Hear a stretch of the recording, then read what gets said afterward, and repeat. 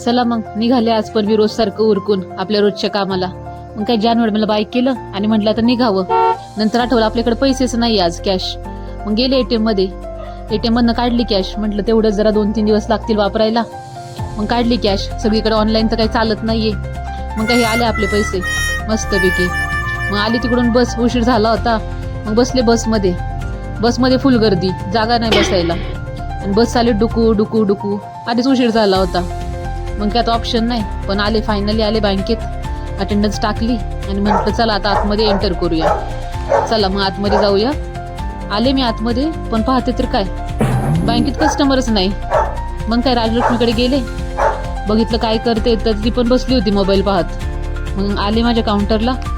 आल्यानंतर म्हटलं आता केलं पाहिजे काम, कालचंही काम पेंडिंग राहिलं होतं. मग बसले, कस्टमरांना कॉल केले, जे फॉलोअपमध्ये होते त्यांना रिमाइंडर घेतला त्यांचा सगळ्यांचा, कधी येत आहेत काय. मग त्यांचं सगळं अपडेट केल्यानंतर मग 2-3 फाईल होत्या त्या अपडेट केल्या. तेही झालं.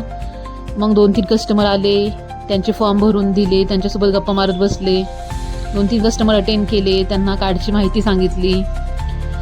मग काय दिवस जातच नव्हता. मग बघता बघता बघता फुल स्पीडनी कामं चाललीच होती आमची. मग काय वाजले 4.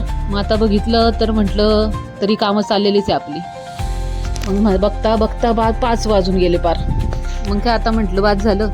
मग सरांचा होता बँकेत बर्थडे, केक आणला होता मस्तपैकी. मग केक कटिंग सुरू झालं. हे पहा, हे आमचे बँकेचे चीफ मॅनेजर आहेत. मग काय एक सर आमचे मस्तपैकी गाणंही म्हणत होते. हे पहा, त्यांचं गाणं तुम्हाला नाही ऐकवत, निघते मी आता, बँक बंद झाली. चला